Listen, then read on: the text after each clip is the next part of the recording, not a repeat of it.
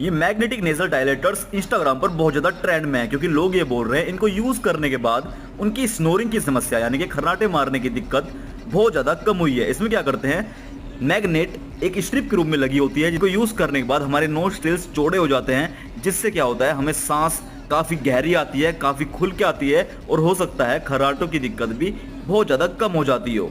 तो मार्केट में और इंस्टाग्राम पर ट्रेंड कर रहे इस नए प्रोडक्ट के बारे में आप क्या कहना चाहेंगे, हमें अपने कमेंट सेक्शन में जरूर देना।